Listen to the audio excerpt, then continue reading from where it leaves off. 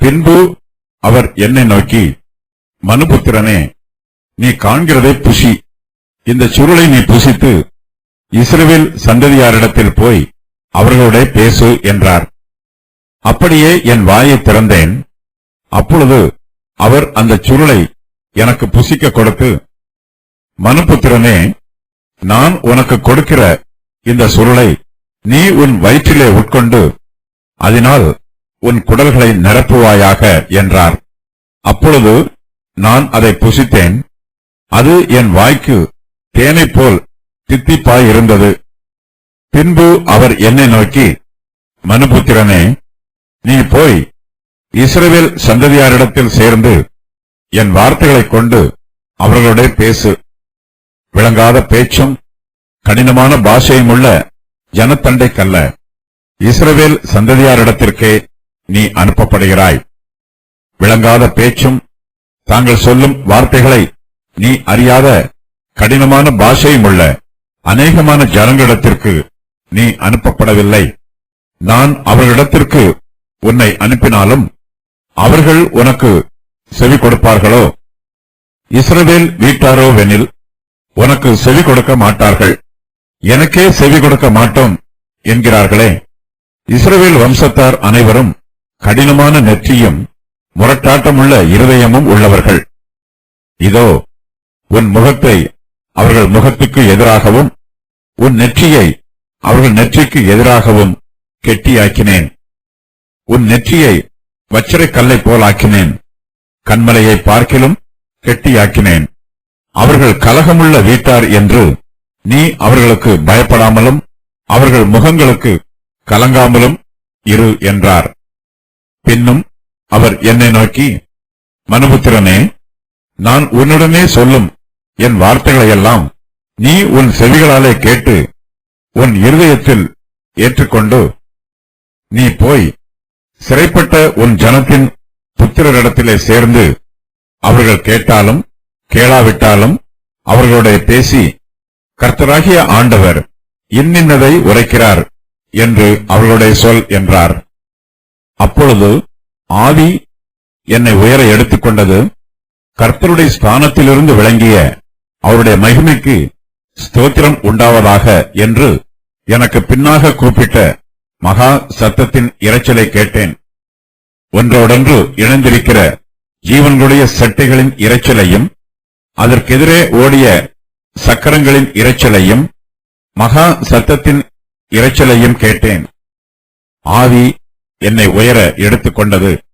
நான் என் ஆவியின் உக்கிரத்தினாலே மனம் கசந்து போனேன். ஆனாலும் கர்த்தருடைய கரம் என்மேல் பலமாக இருந்தது. கேபார் நதி அண்டையிலே தெலாபீபிலே தாபரிக்கிற சிறைப்பட்டவர்களிடத்துக்கு நான் வந்து அவர்கள் தாபரிக்கிற ஸ்தலத்திலே தாபரித்து 7 நாள் அவர்கள் நடுவிலே பிரமித்தவனாய் தங்கினேன். எசேக்கியேல் 2வது அதிகாரத்தின் இறுதியில் எழுதப்பட்டிருக்கிற தரிசனத்தின் தொடர்ச்சி 3வது அதிகாரத்தின் ஆரம்பத்திலும் எழுதப்பட்டிருக்கிறது. ஆகையினால் பரிசுத்த வேதாகமத்தை மொழிபெயர்க்கிறவர்களில் சிலர் இவ்விரண்டு அதிகாரங்களையும் ஒரே அதிகாரமாக பாவித்து எழுதுவது வழக்கம். இவ்விரண்டு அதிகாரத்திலும் ஒரே தரிசனமே எழுதப்பட்டிருக்கிறது. எசேக்கியேல் தேவனுடைய வெளிப்பாட்டை பெற்றுக் கொள்கிறார். கர்த்தர் அவரிடம், மனுபுத்திரனே, நீ காண்கிறதை புசி என்று சொல்லுகிறார். புஸ்தக சுருளில் எழுதப்பட்டிருக்கிற எல்லா வார்த்தைகளையும் எசேக்கியேல் தன்னுடைய மனதில் பதிய வைத்துக் கொள்ள வேண்டும். புஸ்தக சுருளின் வார்த்தைகள் அவருடைய ஆத்துமாவுக்கு போஜனமாய் இருக்க வேண்டும். அவர் அதை புசித்து பலனடைய வேண்டும். எசேக்கியேல் புஸ்தக சுருளில் எழுதப்பட்டிருக்கிற எல்லா வார்த்தைகளையும் திருப்தியாய் புசிக்க வேண்டும். நாம் தேவனுடைய வார்த்தையை வாசிக்கும் போது அதை போஜனத்தை புசிப்பது போல நம்முடைய மனதிலே பதிய வைத்துக் கொள்ள வேண்டும். பரிசுத்த வேதாகமத்தில் எழுதப்பட்டிருக்கிற சத்திய வார்த்தைகளை தர்க்கம் பண்ணி கொண்டிருக்க கூடாது.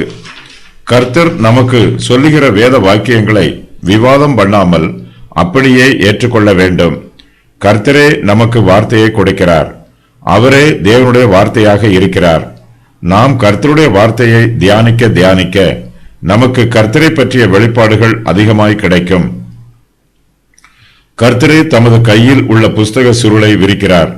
கர்த்தருடைய ஆவியானவர் அந்த சுருளில் எழுதப்பட்டிருக்கிற வசனங்களை நமக்கு முன்பாக விரித்து காண்பிக்கிறார். புஸ்தக சுருளை விரிக்கிறவர் நம்முடைய மனதையும் திறப்பார். புஸ்தக சுருளில் எழுதப்பட்டிருக்கிற வார்த்தைகளை புரிந்து கொள்வதற்கு பரிசுத்த ஆவியானவர் உதவி செய்வார். கர்த்தரே தம்முடைய ஆவியினால் நமக்கு ஞானத்தையும் அறிவையும் கொடுக்கிறார். கர்த்தருடைய வசனங்களை நாம் புசிப்பதற்கு ஆவியானவர் நமக்கு உதவியும் செய்கிறார். பரிசுத்த ஆவியானவர் சத்திய வசனங்களை நமக்கு புரிய வைக்கவில்லை என்றால் நாம் கர்த்தருடைய வார்த்தைகளை புரிந்து கொள்ளாமல் அவருக்கு அந்நியராகவே இருப்போம். கர்த்தருடைய கையில் உள்ள புஸ்தகத்தில் புலம்பல்களும் தவிப்பும் ஐயோ என்பதும் எழுதியிருக்கிறது. அதில் உள்ளும் புறம்பும் எழுதப்பட்டிருக்கிறது. வார்த்தைகள் கசப்பாக இருந்தாலும் எசேக்கியேல் அதை புசித்தபோது அது அவருடைய வாய்க்கு தேனை போல தித்திப்பாய் இருக்கிறது. கர்த்தர் தம்முடைய வார்த்தைகளை எசேக்கியேலுக்கு சொல்லுகிறார். எசேக்கியேல் கர்த்தரிடத்தில் இருந்து தெய்வீக வெளிப்பாடுகளை பெற்றுக் கொள்கிறார். தான் பெற்றுக்கொண்ட வெளிப்பாடுகளை அவர் மற்றவர்களுக்கும் சொல்ல வேண்டும். கர்த்தர் எசேக்கியேலை நோக்கி, மனுபுத்திரனே, நீ காண்கிறதை புசி. இந்த சுருளை நீ புசித்து இஸ்ரவேல் சந்ததியாரிடத்தில் போய் அவர்களோட பேசு என்று சொல்லுகிறார். கர்த்தர் எசேக்கியேலை கல்தையரிடத்திற்கு அனுப்பவில்லை. கல்தையரும் பாவம் செய்திருக்கிறார்கள். கல்தையருடைய பாவங்களை அவர்களுக்கு கண்டித்து உணர்த்த எசேக்கியேல் அனுப்பப்படவில்லை. கர்த்தர் எசேக்கியேலை இஸ்ரவேல் சந்ததியாரிடத்திற்கு அனுப்புகிறார். இஸ்ரவேல் வம்சத்தாரின் பாவங்களை அவர்களுக்கு கண்டித்து உணர்த்த வேண்டும். இதுவே எசேக்கியேலின் ஊழியம். பிள்ளைகள் தப்பு செய்யும் போது பெற்றோர் தங்கள் பிள்ளைகளை மாத்திரமே கண்டித்து திருத்துவார்கள். பெற்றோர் தங்கள் வீட்டு பிள்ளைகளை திருத்தாமல் மற்ற வீட்டு பிள்ளைகளை திருத்த மாட்டார்கள். தன்னுடைய பிள்ளைகள் தப்பு செய்யும் போது பெற்றோர் அவர்களுக்குத்தான் நல்ல புத்திமதிகளை சொல்லுவார்கள். வழியில் போவோருக்கும் வருவோருக்கும் புத்தி சொல்ல மாட்டார்கள். எசேக்கியேல் இஸ்ரவேல் சந்ததியாரிடத்தில் கர்த்தருடைய வார்த்தைகளை சொல்லும் போது அவர்கள் கர்த்தருடைய ஜனம் என்பதை நினைவில் வைத்திருக்க வேண்டும். இஸ்ரவேல் வீட்டார் கர்த்தருடைய வீட்டாராய் இருக்கிறார்கள். அவர்கள் கர்த்தருக்கு சொந்தமானவர்கள். கர்த்தர் அவர்களோடு நெருங்கி ஐக்கியம் வைத்திருக்கிறார். எசேக்கியேல் தீர்க்கதரிசியும் இஸ்ரவேல் சந்ததியை சேர்ந்தவர். பாபிலோன் தேசத்து சிறையிருப்பில் இருக்கிற யூதர்களில் எசேக்கியேலும் ஒருவர். இவர்கள் எல்லோருமே ஒரே தேசத்தை சேர்ந்தவர்கள். எல்லோரும் ஒன்றுபோல் பாடுகளை அனுபவிக்கிறார்கள். கர்த்தர் எசேக்கியேலை அவர்கள் மத்தியில் அனுப்புகிறார். இஸ்ரவேல் சந்ததியார் எப்படிப்பட்டவர்கள் என்பதையும் அவர்களுடைய குணம் எப்படிப்பட்டது என்பதையும் கர்த்தர் எசேக்கியேலுக்கு ஏற்கனவே சொல்லி இருக்கிறார். ஒருவேளை எசேக்கியேல் இஸ்ரவேல் சந்ததியார் மத்தியில் கர்த்தருடைய ஊழியத்தை செய்யும் போது அவருக்கு ஏமாற்றங்கள் உண்டாகலாம். ஊழியத்தில் சோர்வுகள் ஏற்படலாம். எசேக்கியேலுக்கு இஸ்ரவேல் சந்ததியார் மூலமாய் பிரச்சனைகள் வரலாம். தனக்கு வரும் பிரச்சனைகளை பார்த்து எசேக்கியேல் கர்த்தருடைய ஊழியத்தை செய்யாமல் பின்வாங்கி போய்விடக்கூடாது. இஸ்ரவேல் வம்சத்தார் அனைவரும் கடின நெற்றியும் முரட்டாட்டமுள்ள இருதயமும் உள்ளவர்கள். அவர்களுடைய பாவங்களை கண்டித்து சொன்னால் அவர்கள் மனம் திரும்ப மாட்டார்கள். இஸ்ரவேல் வீட்டார் எசேக்கியேலுக்கு செவி கொடுக்க மாட்டார்கள். அவர்கள் கர்த்தருக்கே செவி கொடுக்காதவர்கள். அப்படிப்பட்டவர்கள் நிச்சயமாய் எசேக்கியேலுக்கு செவி கொடுக்க மாட்டார்கள். தங்களுக்கு நல்ல வார்த்தைகளை சொன்ன எசேக்கியேல் மீது அவர்கள் கோபப்படுவார்கள். அவர்களுடைய இருதயம் கடினமாயிருக்கிறது. இஸ்ரவேல் வம்சத்தார் தங்களுடைய பாவங்களுக்கு மனம் திரும்புவதற்கு பதிலாக தங்கள் இருதயத்தை கடினப்படுத்திக் கொள்வார்கள். கர்த்தருடைய ஊழியக்காரர்கள் நம்முடைய பாவங்களை நமக்கு கண்டித்து உணர்த்தும் போது நமக்குள்ளே பரிசுத்தமான பயம் உண்டாக வேண்டும். நம்முடைய ஆத்துமாவில் நடுக்கமும் கலக்கமும் ஏற்பட வேண்டும். ஆனால் இஸ்ரவேல் வம்சத்தாரோ தங்களுடைய பாவங்களை குறித்து எந்தவிதமான உணர்ச்சியும் இல்லாதவர்களாய் இருக்கிறார்கள். கர்த்தர் சொல்லியும் கேட்காதவர்கள். மனுஷர் சொல்லுவதை நிச்சயமாய் கேட்க மாட்டார்கள். இஸ்ரவேல் வம்சத்தார் கர்த்தருடைய பிரமாணத்தை வெறுக்கிறார்கள். அதனால் அவர்கள் கர்த்தருடைய வார்த்தைக்கு செவி கொடுக்க மறுக்கிறார்கள். தீர்க்கதரிசிகள் கர்த்தருடைய பிரமாணங்களை இஸ்ரவேல் ஜனங்களுக்கு அறிவிக்கிறார்கள். அதனால் இஸ்ரவேல் வம்சத்தார் தீர்க்கதரிசிகளின் வார்த்தைகளுக்கும் செவி கொடுக்கவில்லை. கர்த்தர் எசேக்கியேலை இஸ்ரவேல் சந்ததியார் மத்தியில் அனுப்புகிறார். மனுபுத்திரனே, நீ போய் இஸ்ரவேல் சந்ததியாரிடத்தில் போய் சேர்ந்து என் வார்த்தைகளை கொண்டு அவர்களோட பேசு. இஸ்ரவேல் சந்ததியாரிடத்திற்கே நீ அனுப்பப்படுகிறாய் என்று கர்த்தர் எசேக்கியேலுக்கு சொல்லுகிறார். இஸ்ரவேல் வம்சத்தார் அனைவரும் கடினமான நெற்றியும் முரட்டாட்டமுமான இருதயமும் உள்ளவர்கள். அவர்கள் மத்தியில் ஊழியம் செய்ய வேண்டும் என்றால் எசேக்கியேலுக்கு விசேஷித்த தகுதிகள் வேண்டும். கர்த்தர் எசேக்கியேலின் முகத்தை அவர்கள் முகத்திற்கு எதிராக கெட்டியாக்குகிறார். எசேக்கியேலின் நெற்றியையும் அவர்களுடைய நெற்றிக்கு எதிராக கெட்டியாக்குகிறார். கர்த்தருடைய வார்த்தைக்கு செவி கொடுக்க மாட்டோம் என்று இஸ்ரவேல் புத்திரர் உறுதியாய் இருக்கிறார்கள். கர்த்தருடைய வார்த்தைகளை அவர்களுக்கு சொல்லியே ஆக வேண்டும் என்று எசேக்கியேலும் உறுதியாய் இருக்கிறார். எசேக்கியேலின் இருதயத்தில் பயமோ கலக்கமோ இல்லை. துன்மார்க்கர்கள் கர்த்தருடைய வார்த்தைகளுக்கு எதிர்த்து நிற்கிறார்கள். அவர்கள் கர்த்தருக்கு விரோதமாகவும் அவருடைய பிரமாணத்திற்கு விரோதமாகவும் பேசுகிறார்கள். இப்படிப்பட்ட துன்மார்க்கர் மத்தியில் நாம் ஊழியம் செய்யும் போது பயப்படாமல் ஊழியம் செய்ய வேண்டும். கர்த்தரிடத்தில் இருந்து பலத்தையும் துணிவையும் பெற்றுக்கொள்ள வேண்டும். கர்த்தருடைய வார்த்தைகளையும் அவருடைய நியாய தீர்ப்புகளையும் அவர்களுக்கு வெளிப்படையாக சொல்ல வேண்டும். பாவத்தின் சம்பளம் மரணம் என்பது கர்த்தருடைய வார்த்தை. துன்மார்க்கர் மீது தேவனுடைய நியாய தீர்ப்பு வரும். துன்மார்க்கன் அழிந்து போவான். கர்த்தருடைய ஊழியக்காரர்கள் துன்மார்க்கர் மத்தியில் கர்த்தருடைய எச்சரிப்பின் வார்த்தைகளை சொல்ல கலங்கக்கூடாது, பயப்படக்கூடாது. துன்மார்க்கத்திற்கு முக்கியத்துவம் கொடுத்தால் சத்திய மார்க்கம் காணாமல் போய்விடும்.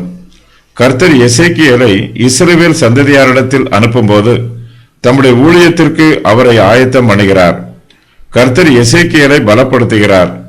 எசேக்கியேல் சத்துருக்களின் கோபத்தை பார்த்தோ அச்சுறுத்தல்களை பார்த்தோ பயந்துவிடக் கூடாது.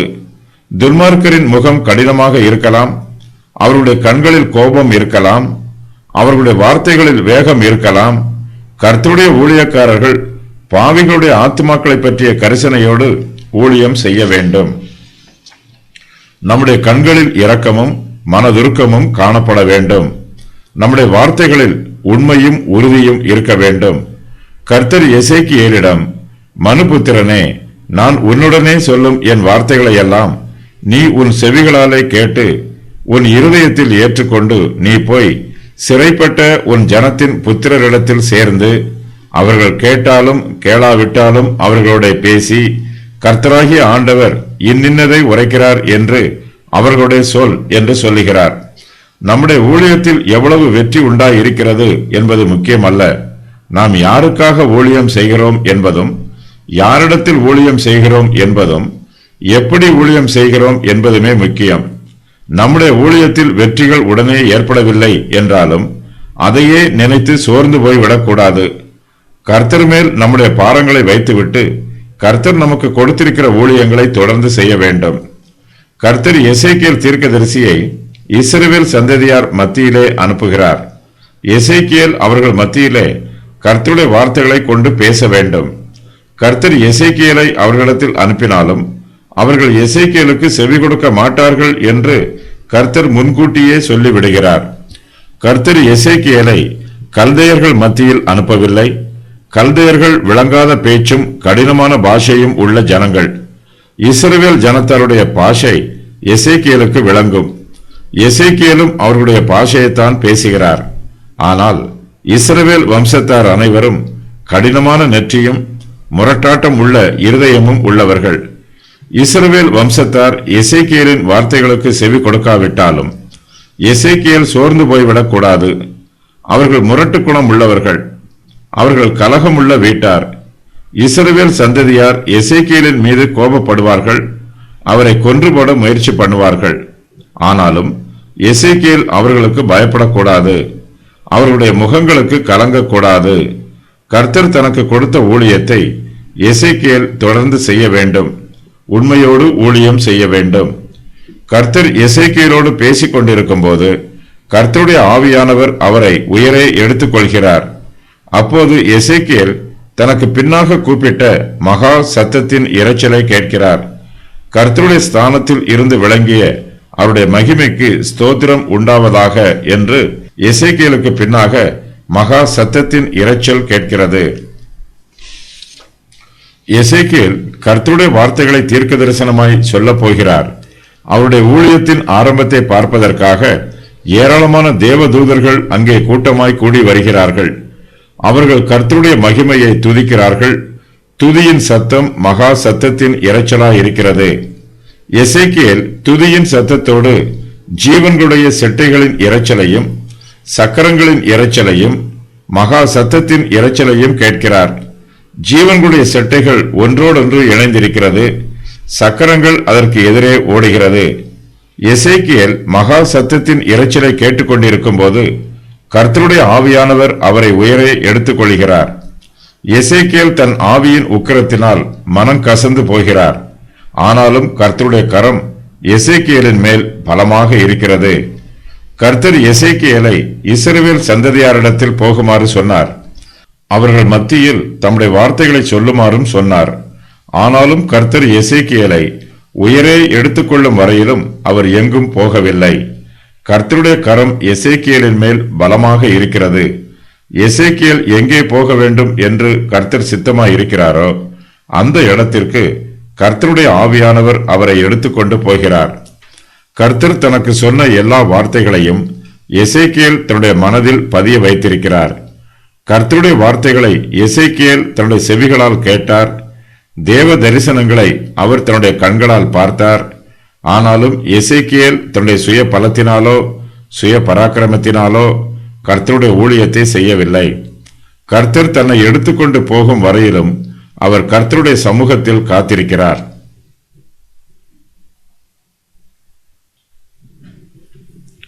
கர்த்தருடைய ஆவியானவர் எசேக்கியேலை முழுவதுமாய் ஆளுகை செய்கிறார். இனிமேல் எசேக்கியேல் தன்னுடைய சொந்த வார்த்தைகளை பேச மாட்டார். அவர் கர்த்தருடைய வார்த்தைகளை மாத்திரமே பேசுவார். எசேக்கியேல் இனிமேல் தன்னுடைய சுய சித்தத்தையோ சுய விருப்பத்தையோ நிறைவேற்ற மாட்டார். கர்த்தருடைய சித்தத்தையும் விருப்பத்தையும் மாத்திரமே நிறைவேற்றுவார். அப்போஸ்தலர்கள் நாங்கள் கண்டவைகளையும் கேட்டவைகளையும் பேசாமல் இருக்கக்கூடாதே என்றார்கள். அப்போஸ்தலர் 4:20. அதுபோலவே எசேக்கியேலும் தான் கண்டவைகளையும் கேட்டவைகளையும் பேசாமல் இருக்கக்கூடாது. கர்த்தருடைய ஆவியானவர் எசேக்கியேலை உயர எடுத்துக் கொள்கிறார். ஆனால் எசேக்கியேலோ தன்னுடைய ஆவியின் உக்கிரத்தினாலே மனம் கசந்து போகிறார். அவருடைய இருதயம் வருத்தப்படுகிறது. ஒருவேளை எசேக்கியேல் இந்த சமயத்தில் எரேமியாவை நினைத்து பார்த்திருக்கலாம்.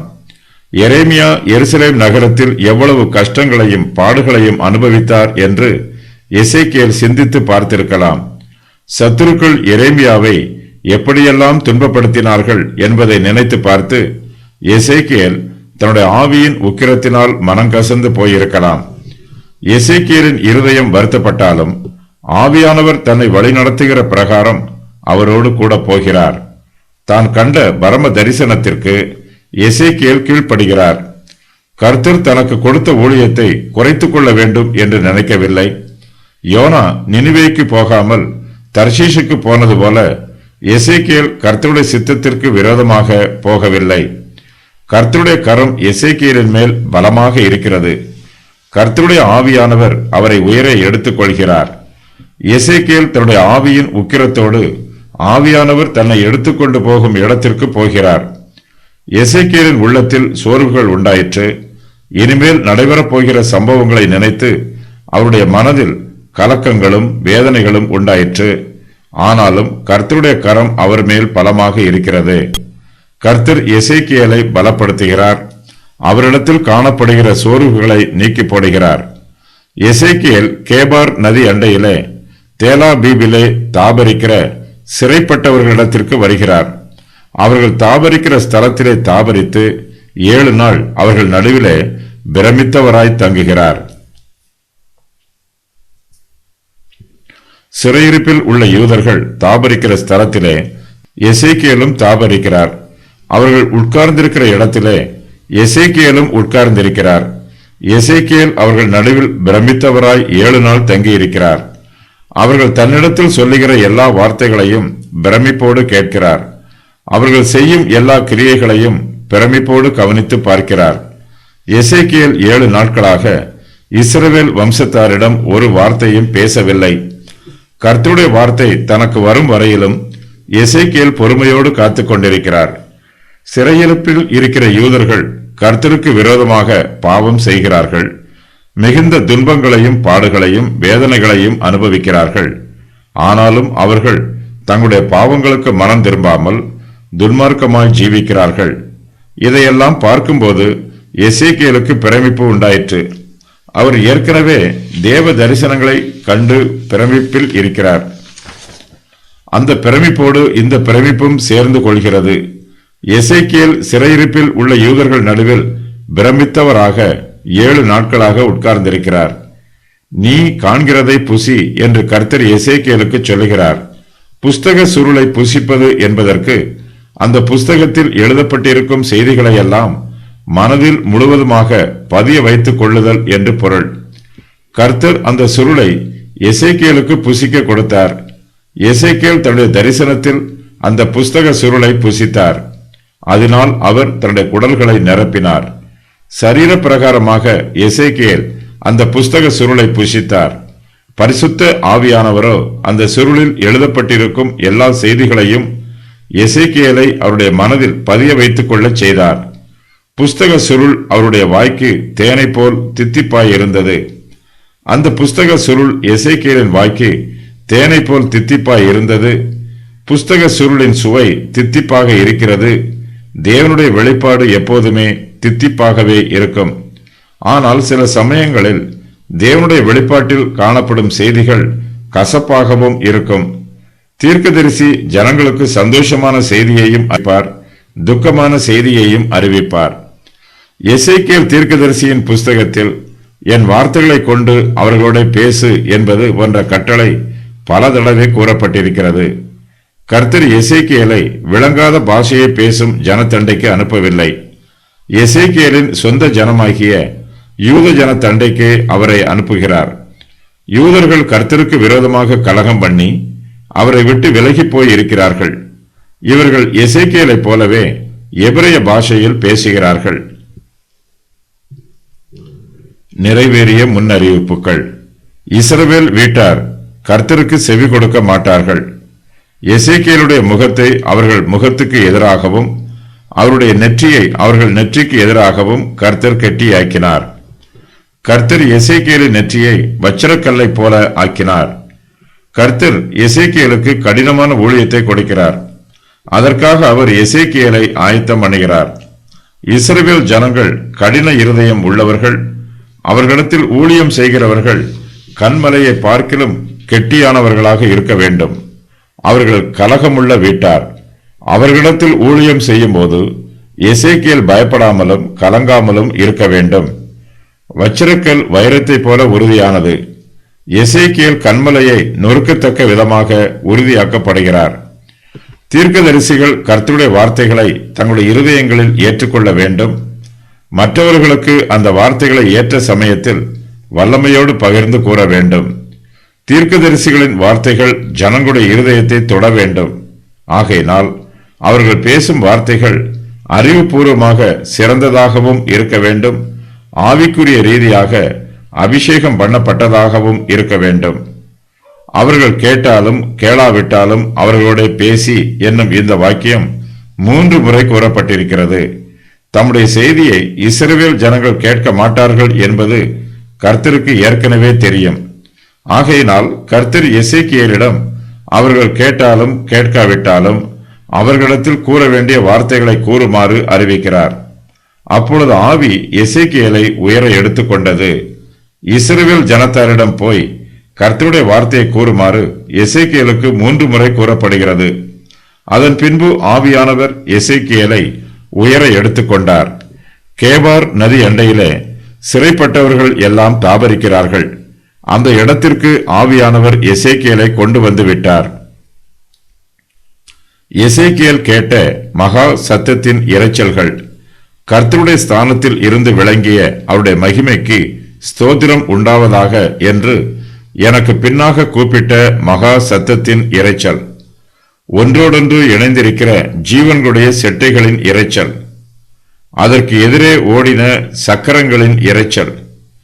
கேருபீன்களுடைய மகா சத்தத்தின் இரைச்சல். ஆவி எசேக்கியேலை உயர எடுத்துக்கொண்டது. பரிசுத்த ஆவியானவர் எசேக்கியேலை பிரத்யட்சமாக உயர எடுத்துக்கொண்டார். இதுபோன்ற சம்பவம் வேதாகமத்தில் மேலும் பல வசனங்களில் கூறப்பட்டிருக்கிறது. எசேக்கியேல் தன் ஆவின் உக்கிரத்தினாலே மனம் கசந்து போனார். கேபார் நதியண்டையில் தாபரிக்கும் யூதர்கள் சிறையிருப்பில் இருக்கிறார்கள். அவர்கள் கர்த்தரையும் மறந்துவிட்டார்கள். அவருடைய செய்திக்கும் செவி கொடுக்க மறுத்து விடுகிறார்கள். கர்த்தருக்கு எதிராக கலகம் பண்ணும் அவர்களை பார்க்கும்போது எசேக்கியேலினுடைய ஆவியில் உக்கிரம் உண்டாயிற்று. கர்த்தருடைய கரம் எசேக்கியேலின் மேல் பலமாக இருந்தது. ஜனங்கள் எசேக்கியேலின் செய்திக்கு செவி கொடுக்கவில்லை. இதனால் எசேக்கியேல் சோர்வடைந்து விடவில்லை. கர்த்தருடைய கரம் அவர் மேல் இருந்து அவரை பலப்படுத்திற்று. எசேக்கியேல் 7 நாள் அவர்கள் நடுவிலே பிரமித்தவராய் தங்கினார். எசேக்கியேல் கேபார் நதி அண்டையிலே சிறையிருப்பில் இருக்கும் யூதர்கள் மத்தியிலே 7 நாட்களாக தங்கியிருக்கிறார். பிரமித்தவராக இருக்கிறார். 7 நாட்கள் முடிந்த பின்பு கர்த்தருடைய வார்த்தை அவருக்கு உண்டாயிற்று. கர்த்தர் எசேக்கியேலை பாதுகாக்கிறார். தேசத்தின் மீது பொதுவான நியாய தீர்ப்பு வந்தாலும் ஒவ்வொருவரும் தன்னுடைய சொந்த கிரியைகளுக்கு தக்கதாக கர்த்தரிடத்தில் கணக்கு ஒப்புவிக்க வேண்டும்.